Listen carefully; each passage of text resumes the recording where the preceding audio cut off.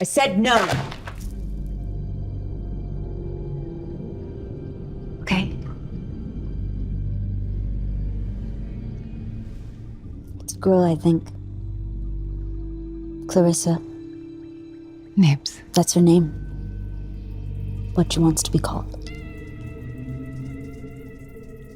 Welcome to Alien Earth, the official podcast. I'm your host, Adam Rogers, burrowing into every episode of the show like an image interweaving squiggly tentacles into its pulsing frontal cortex. This week, episode 4, Observation. As usual, we're chock full of spoilers, so watch the episode before listening. We are at the halfway mark, halfway to the end of the season, and there's still a lot to talk about. We'll start today with director Ugla Hauskdóttir to talk about how the hybrids, especially Wendy, are feeling, and about how the eternal alien theme of motherhood plays out on alien Earth. Also, the sheep.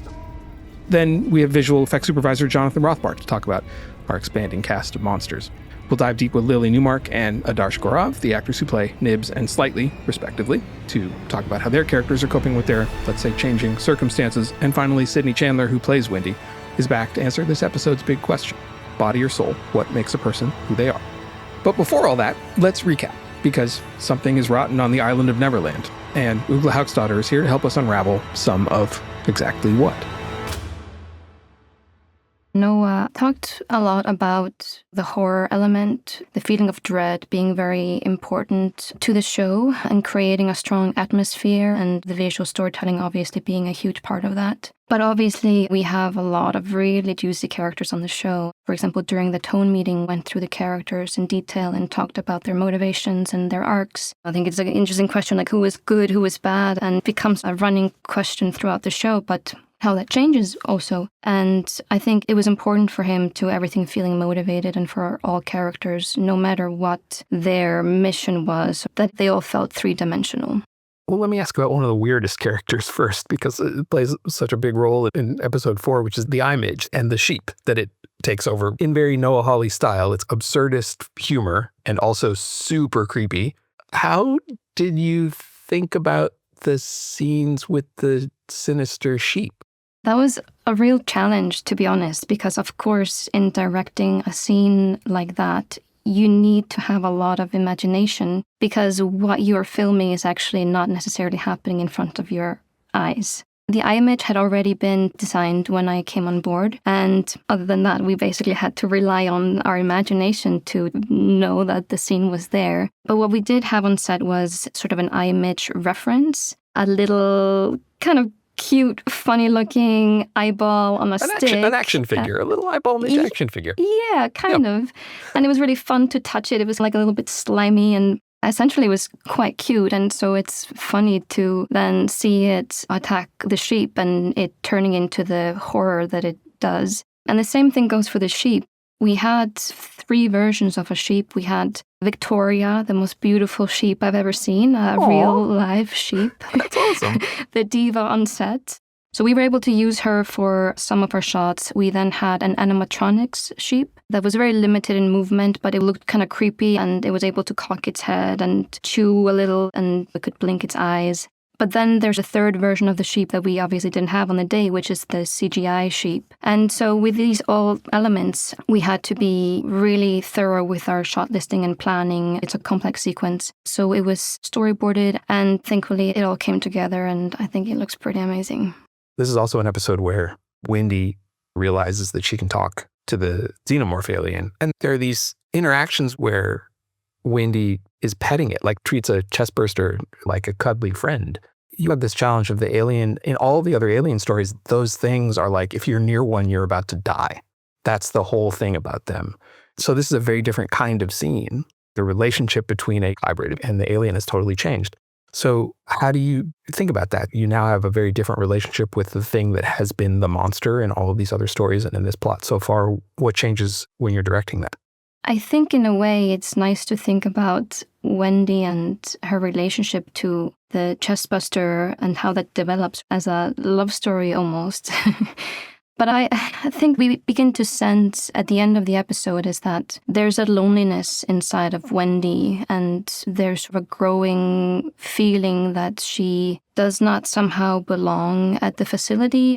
And of course, Boy K, he uses the fact that she can hear the alien sound sort of manipulate her. And he says, I'll let you keep your brother. I'll let your brother stay here at the facility if you listen to the creatures and tell me what they're trying to say. So that's also becomes obviously sort of a motivation for her to learn this language and find a way to communicate and understand what the creature is saying. But I think that what's really quite special about that final scene of the episode is that we sense that loneliness and this sort of connection that she seems to desire towards this little creature. And this is a storyline that obviously will progress in terms of how Wendy begins to realize that maybe her and this alien creature are not that different. And in this episode, Wendy's continuing to mature. She's starting to figure out what new capabilities the new body has. But she embraces that newness, the kind of hyper empowerment of it in really different ways than like Nibs or Slightly, right? Yeah, she knows that she is special, and I think that's something that's been fed to her since she's arrived at Neverland.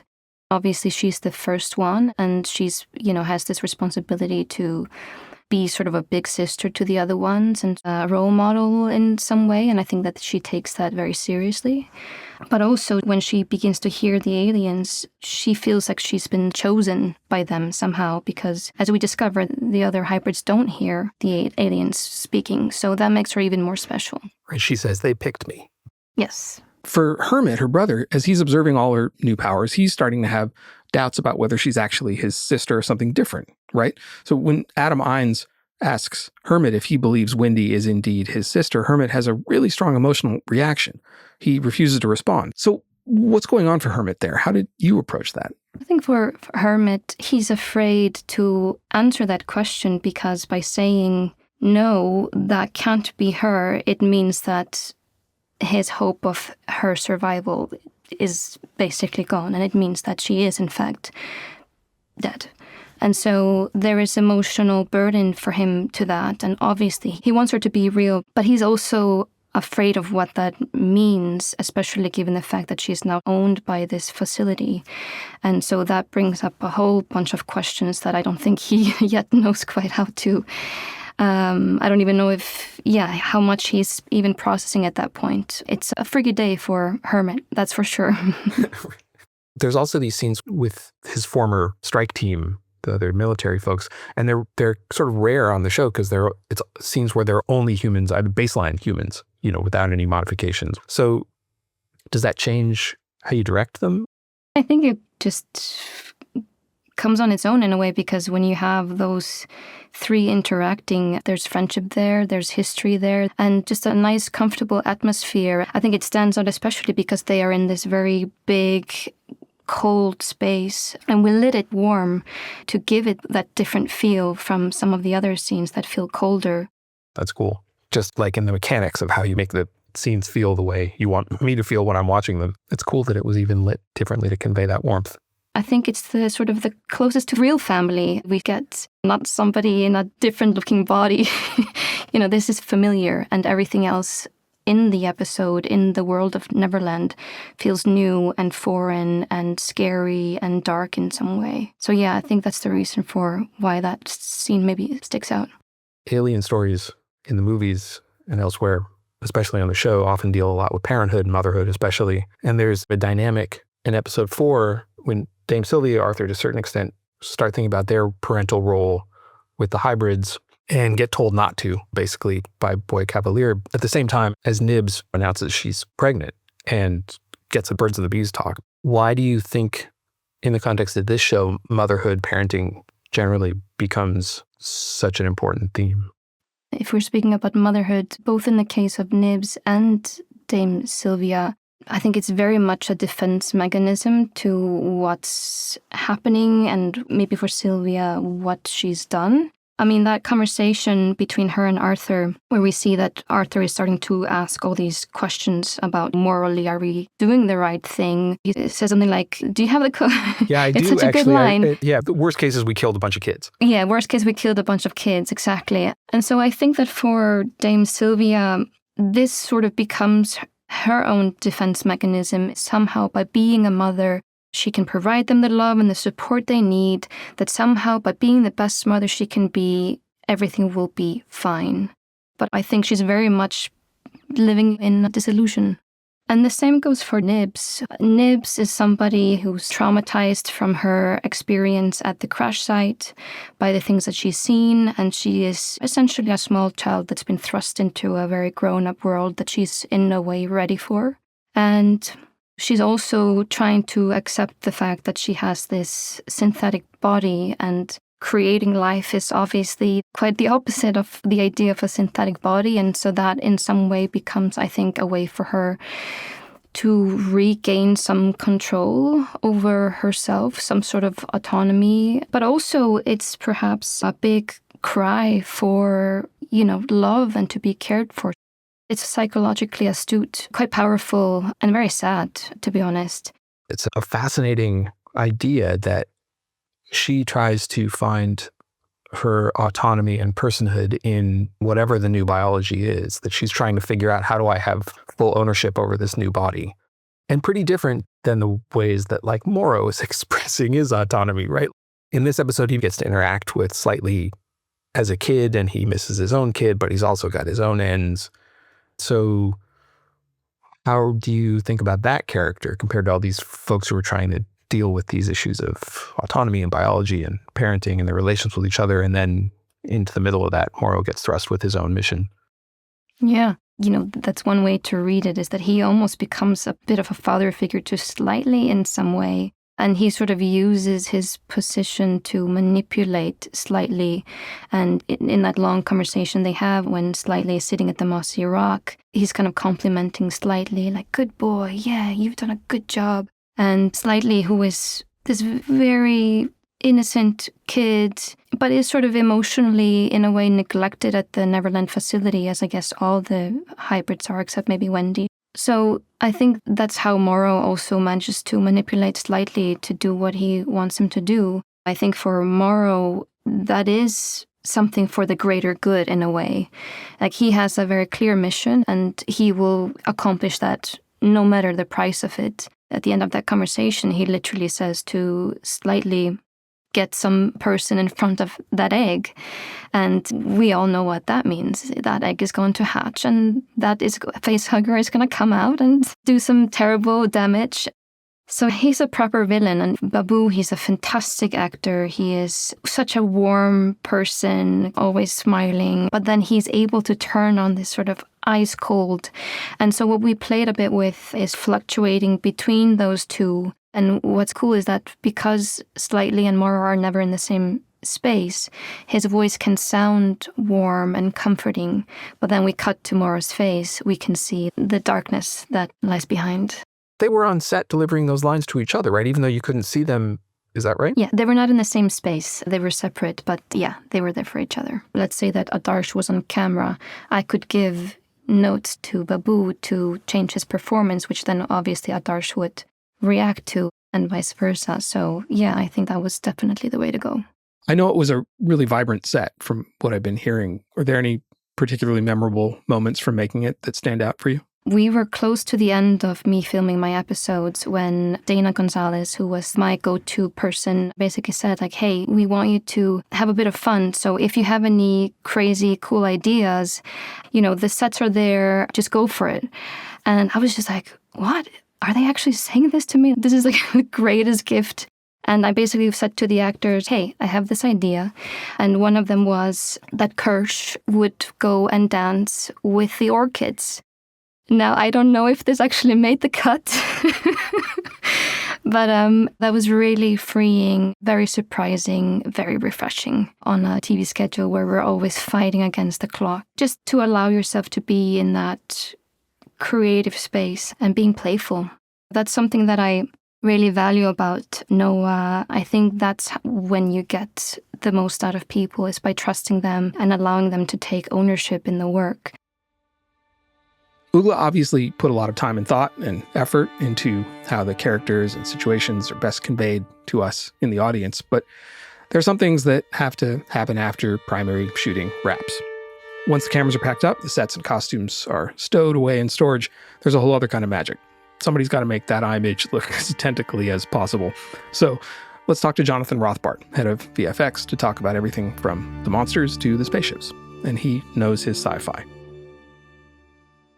I saw the original Alien in the theaters in 79, just to date myself a little bit.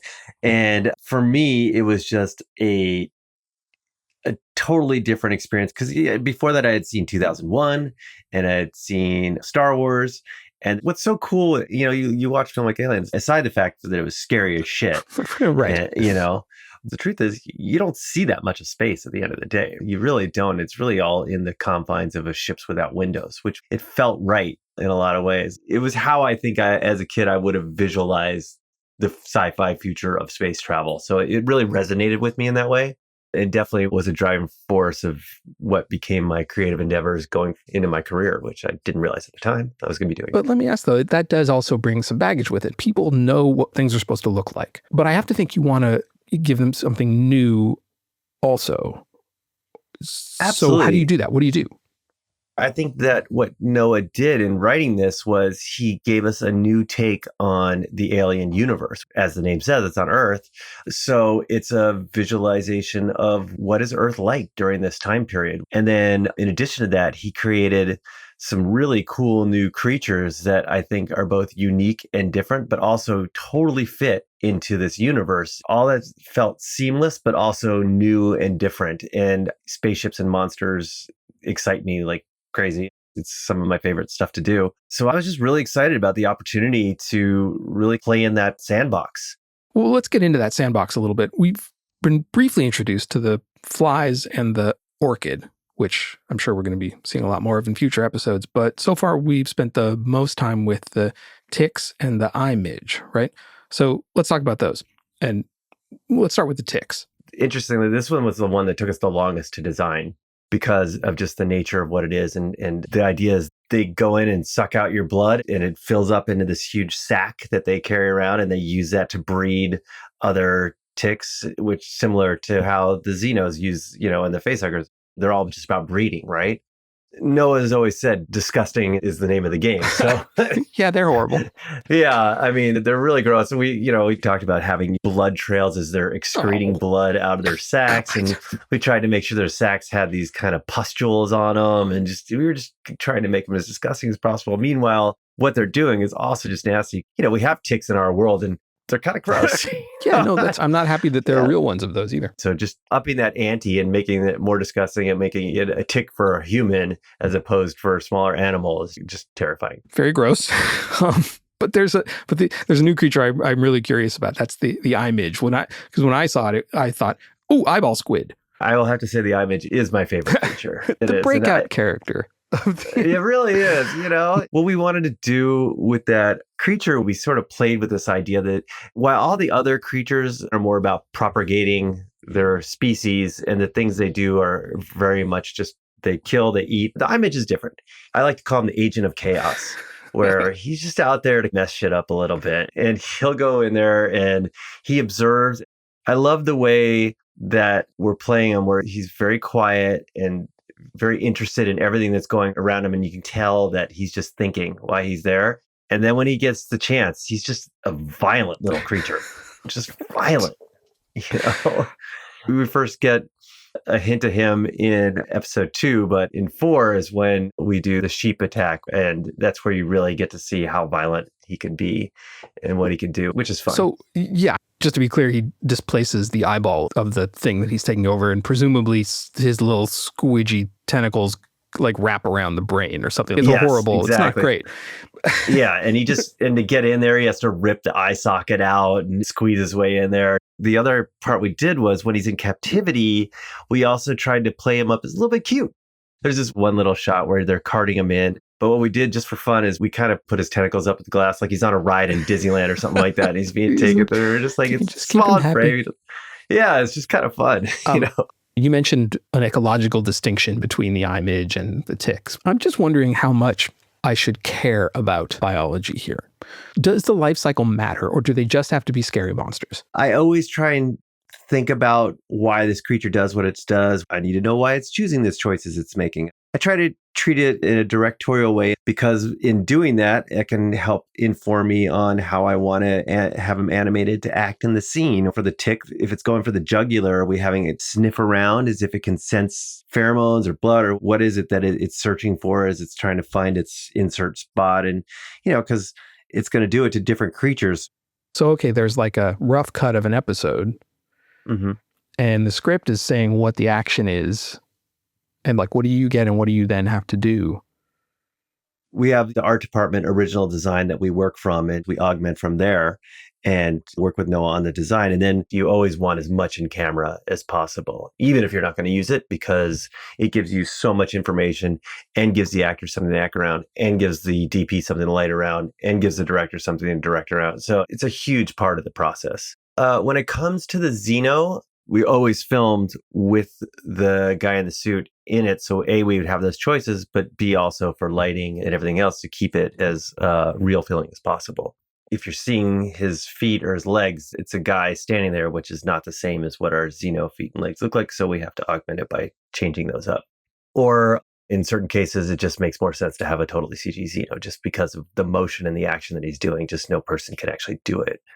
But that being said, it's a funny process, and sometimes that works perfectly with the action, and sometimes it doesn't exactly fit. So then we start to do visual effectsy things. We rebuild plates, or we steal half of the plate from one shot and half the plate from another shot, and we mix and match, and we start to try and build a sequence together to get the action that Noah was hoping to see in his final visualization. So how do you make it scary? How do you make it so that you're making somebody feel something when they're watching it? I subscribe to the whole Hitchcock theory of suspense, right? It's just like, just bleed it out and bleed it out and bleed it out. And you think it's going to happen. And then you just hold on to it a little longer, maybe they are going to make it. It's going to be fine. And then, no. But it's not a spoiler. Not everybody's going to make it. Yeah. To me, that's the trick, is just when to give it away, when to give that moment. And then in that moment, making it visceral enough to where if somebody watches that, they can be like, oh, I don't want that to happen. That's what's fun about some of these other creatures, is that you don't necessarily know what it is they do yet. And so the suspense still lives there. So as we wait in suspense to see what else the creepy crawlies could possibly be getting up to in coming episodes, there's one character who has a particularly difficult time after encountering the host of new aliens. In this episode, Nibs reveals that she believes she's pregnant. So who better to tell us about how Nibs is coping, or not coping, than the actor who plays her, Lily Newmark. She certainly goes through the strongest existential crisis out of all of them. She is not enjoying this as much as the others, if at all. I think the only part she enjoys is having new friends. But for the most part, it's deeply traumatic for her. Why is that? Is there something different about what her childhood was before that? Or did you think about that? Yeah, I touched on this briefly with Noah when we first met, because it was, mentioned in one of the scripts I was given that she had trauma in her previous life. And so they had to be careful with what they put her through because it could trigger that.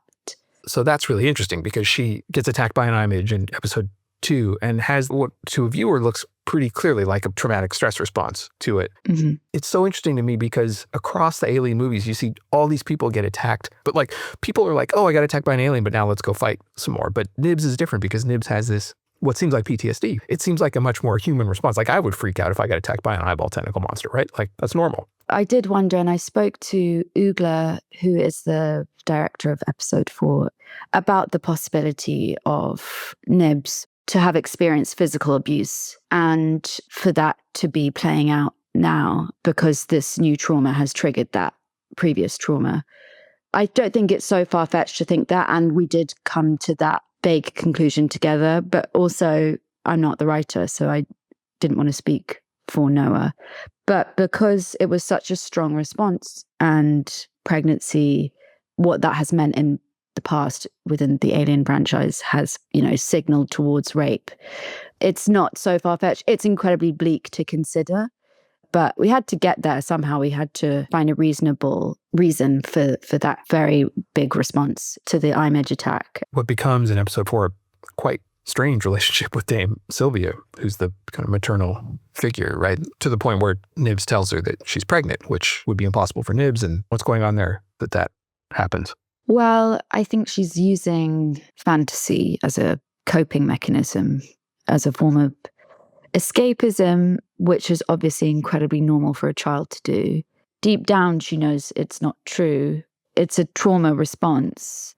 The power of the mind is really incredible. And what's not entirely certain is whether the power of her mind, like with Wendy is capable of more things than the adult makers were aware of. And they don't know that maybe perhaps the power of her mind can alter her physical capabilities. And I mean, all of their powers are unprecedented. They're all part of this experiment. Oh, so the scientists are open to the possibility that something weird might be going on there. It might be to do with like that part of her circuit is, around the abdomen. There might be something going on there. Of course, it is, impossible for her to be pregnant because she's not human physically. But the power of her mind might be, creating some kind of energy in that area. But I guess the point of the pregnancy is for Nibs to establish control over the situation, like to have this autonomy over her body and her new life, because it's become clearer and clearer that she is not an autonomous being. She begins to understand that. Yeah, she's very much under the control of these strange adults. And these adults pose a threat to her, I guess, but she poses a even bigger threat to them. And that really becomes apparent in this episode. There's a scene where it seems like Dame Sylvia has the realization that Nibs could actually hurt her.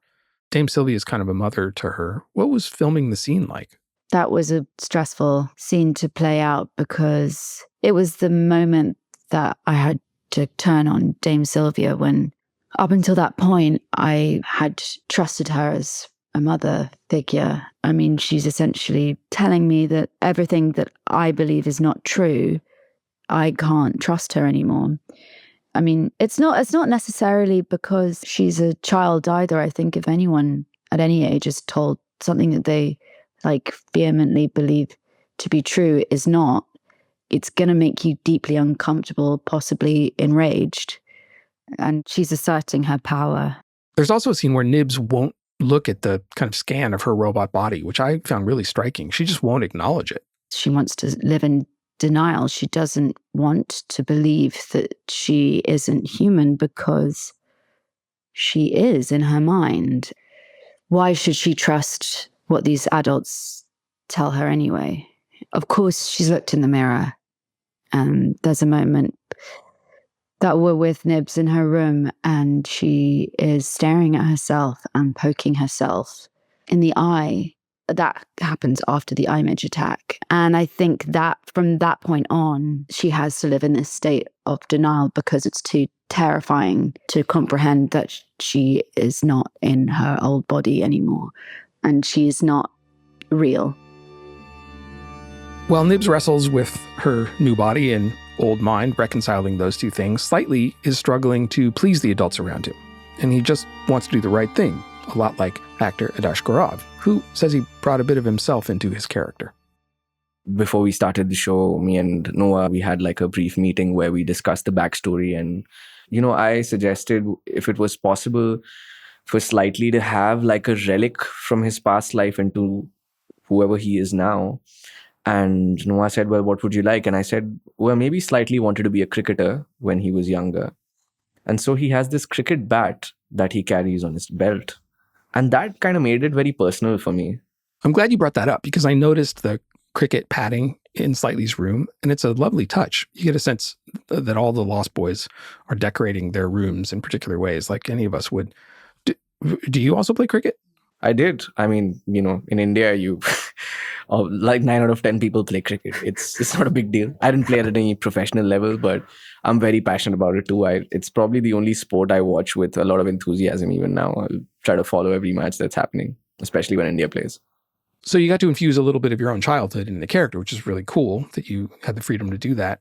There's a lot in the episode where your character's experiencing the opposite of freedom. He's got all these interactions with adults that are controlling or manipulative. They all have their own goals and drives. And Slightly is in the middle, sort of trying to please everyone.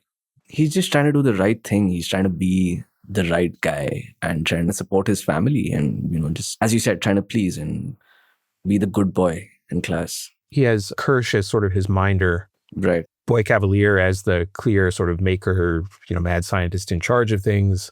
He's also got Morrow literally living in his head. What does he think he owes all of those people?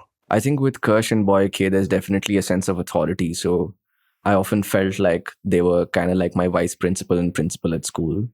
And there was a sense of distance, a sense of intimidation and fear. With Morrow, however, there was a sense of connect, maybe because slightly misses a father figure that he's close to. When you see episode 4 is when you realize that Morrow is very consciously kind of like grooming him and filling in that gap for Slightly. So I feel like even though initially there's that hesitancy and it starts off on the wrong foot and rather violent interaction, but right. I feel like Morrow is very quick to kind of realize what he's done and then like mend his ways and then find a way to befriend Slightly and disarm him. I felt very disarmed when I did the scene with Babu, who plays Morrow. Slightly does have this other kind of interaction with all the Lost Boys, but then also specifically I'm thinking about with Smee, with Jonathan Ajayi. Those two-handers have a really different energy, than a lot of the rest of the show. So I wonder if you could talk about what it was like to play those, especially in tense moments. How much of that was you and him working on it versus what was on the page? What was that like? I think I was just incredibly blessed to have an actor as amazing and as a human being as amazing as Jonathan as my co-actor. We just instantly hit it off and opened up to each other about our families, about our upbringings, and we were goofing around all the time. At least for me, I spent the most amount of time with Jonathan when I was in Bangkok. So I was very, very comfortable with him. And that really helped me in, just allowing myself to be relaxed and to kind of just surrender myself to the scene, to the character. They're also, to this point, very funny together. Yeah. You get the kind of frisson of like it's little kids talking, but also just the interactions are just, it's fun to watch. Also, like, it's kind of like an adventure, right, for them to visit this site where like there's so much action happening and like there's debris and there's like alien eggs and there's like fires and they're kind of like just in awe of everything that they're watching. I don't think they've that sense of seriousness about what's happening because Wendy, for example, or the other characters have a sense of purpose, but like I feel like Jonathan and myself, for us, it was more like going on a picnic or an adventure to this crash site and just kind of like reacting to things. The kind of contrast between Nibs getting really traumatized by the stuff that happens on a spaceship in 2, and Smee and Slightly being like, bro, did you see that? Just be like, that was awesome. I can't believe I missed that. Like, it's really a different approach. It's like being teleported to a different reality from like being in Neverland, as both of us discussed, would have been such apart from the time that we spent with the other Lost Boys, would have been so full of like constantly being scrutinized and being watched and being under adult supervision. And suddenly we had this sense of freedom, even though it was under very unfortunate circumstances about whatever was happening, the crash and everything. But for us, I feel like for me especially, there was this sense of freedom that I had experienced for the first time on the show. Slightly also is really jealous of Wendy, of Marcy having contact with her family. Slightly also has some contact with his, although obviously it's under duress. Do you think contact with the family changes how a Lost Boy feels about being a hybrid? Yeah, I think as a Lost Boy, when you see another Lost Boy being in touch with their family, you kind of start getting reminded of your past much more, which you're not supposed to remember in a way. And that kind of takes you to like a darker place. It's a reminder of your darker past about what you went through before you came here. Your relationship with your parents, your siblings. Yeah, hence in episode 4, when I see Wendy interacting with Joe, there's a sense of, hey, this is unfair. Why does she get to do all of this and not us? I feel like it's a very natural emotion to feel like, and I've felt that as Adarsh so many times. With the heightened aspect of then making the decision to feed the brother to a facehugger. Yeah, well. But that was also like a survival move. I had to do that because I was being blackmailed to do that. Right. As a viewer, you have to make a call from the outside of whether that's rationalization or whether that's actually what, how much is the extortion, how much was he was already jealous. Like there's a kind of narrative push to try to figure out what's going on there. Yeah, it's like the friends versus family thing, right? Who do you choose? Finally, a quick story. Probably not true. In 1650, René Descartes, the I think, therefore I am, mind-body duality guy, was so distraught over the death of his 5-year-old daughter that he had built an automaton replica of her, a look-alike clockwork robot, which he then put into a coffin and took on a sea voyage to Sweden. Curious sailors pried open the coffin, at which point the robot girl suddenly just sat up, which freaked out the sailors so much that they promptly tossed it overboard. My point is, even the guy who is literally why we call the split between mind or soul and body the Cartesian duality still wanted a robot version of his dead daughter. Was the robot somehow actually a daughter? What makes a person that person? Well, let's ask Sydney Chandler, who plays Wendy. I think emotion and memory is our consciousness. That is what creates a person to a vast extent. And what I found interesting with the mashup of synthetic and then a human mind is, I believe, a lot of emotion and memory lives in the natural human body. And so to have that taken away, what would that do to the psyche? If dogs used to scare you and you're in this new body and you see a dog, you're used to getting sweaty palms or your heart rate accelerates, and that doesn't happen in this body. And so there would be some major shifts in identity because you've lost a massive part of you if you go down the road of a body holding emotion. And so I think that's a big question as well. How much is your physical being a part of you versus the soul? That actually varies from hybrid to hybrid even, the responses to seeing all the different kinds of horrible monsters that they face, because they're largely invulnerable to harm from them, but they're still scared, even though they maybe don't have to be. And with Wendy especially, who basically has superpowers. Oh, yeah. At this point. Right. Even if it's actually a downloaded mind. Yeah. And not just a really good copy of memories. As soon as they're in that new body, they're diverging from what they would have been had they stayed in their human bodies. Because their physical experience of the world is different. Yeah. I think there's a massive dissonance. And that's the beauty of being able to take on a job like this, is there is not an answer. You can't create your character in a straight line because you don't know where the character is going. You don't know how much of her exists anymore or doesn't. And that's the big question, I think, for Alex, who plays Joe. The hope that is my sibling and the absolute fear that it isn't, or maybe that it is. What does that mean? It's unnatural in every way. And I think for Wendy, she's lucky to be distracted by having her brother to focus on.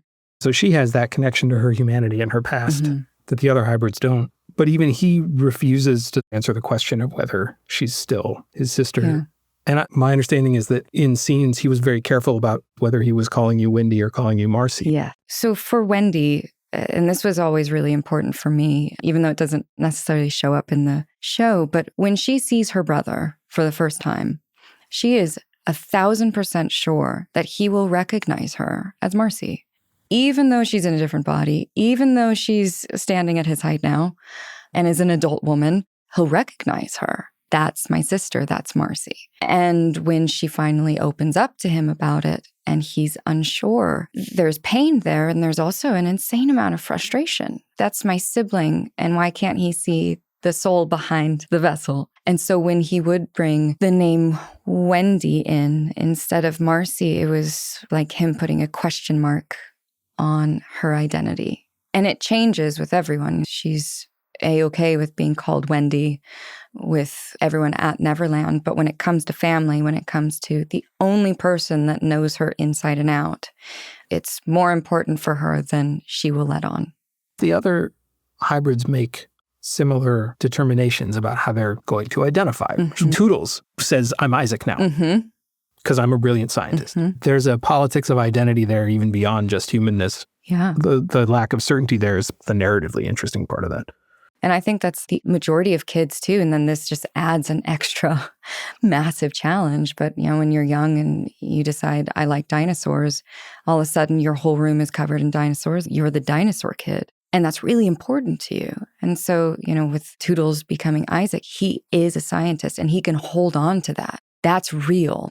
All the other questions are too scary to think about. They're too hard to think about. There are no answers. And that's very terrifying for anyone, let alone a kid. That's all for this week's episode of Alien Earth, the official podcast. Next week, the final frontier. These are the voyages of the USCSS Maginot. That's next time, episode 5 of FX's Alien Earth. Hey, if you can, rate, review, and follow Alien Earth, the official podcast, wherever you get your podcasts. I'm Adam Rogers, and I'll see you here next week.